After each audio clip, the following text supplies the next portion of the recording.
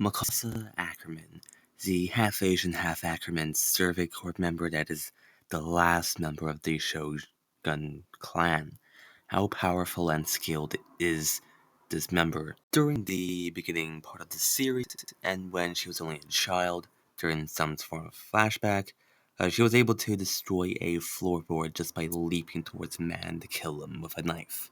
When it comes to the strength of some woods that are outside of North America, the compressive strength alone of some woods can range anywhere from 3,920 pounds per square inch to 2,500 pounds per square inch, and breaking a board would likely need some form of training for, say, late teens to adult level people.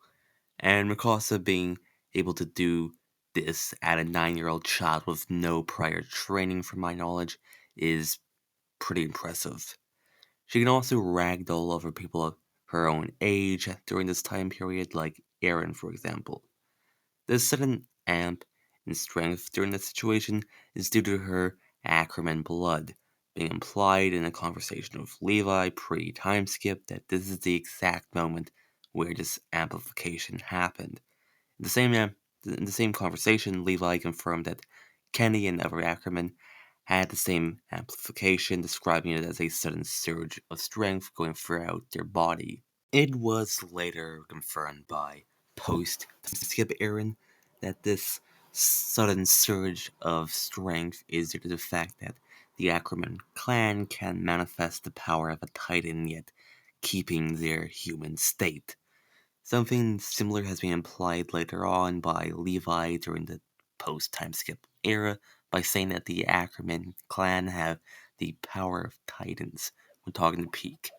Normal, pure titans, quote unquote, can harm the attack titan and the armored titan. Aaron's attack titan can withstand the heat of Rod Ross's titan, the same titan that can produce enough heat that's equivalent to 24 to 35 tons of TNT, and the armor titan has been shown and stated to be able to withstand explosions from the colossal titan, the same titan that can produce anywhere from 1.5 to 3.2 kilotons of TNT at full power, going off calculations.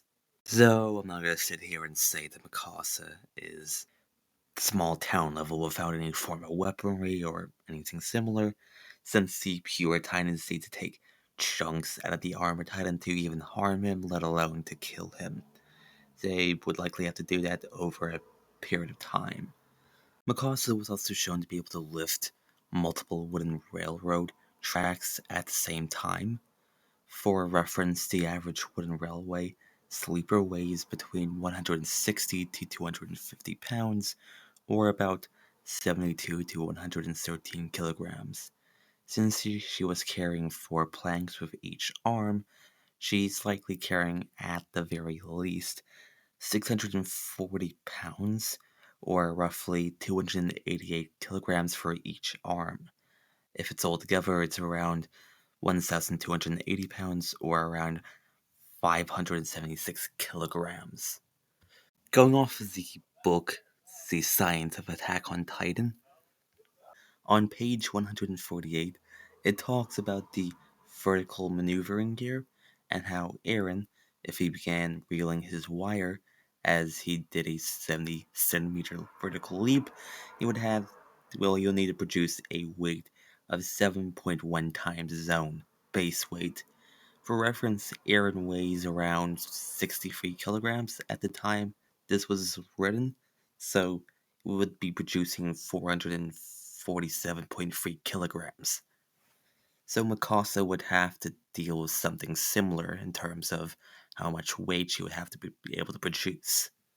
Now, in terms of Mikasa's combat and overall skill, she has been stated multiple times to be the one that graduated top of the training corps class. Not to mention, going off the Attack on Titan guidebook, Mikasa has relative combat points to Annie. Plus, in a flashback, Annie wasn't really totally sure if her fighting techniques would work on Mikasa, saying she was interested to see if they work on beasts.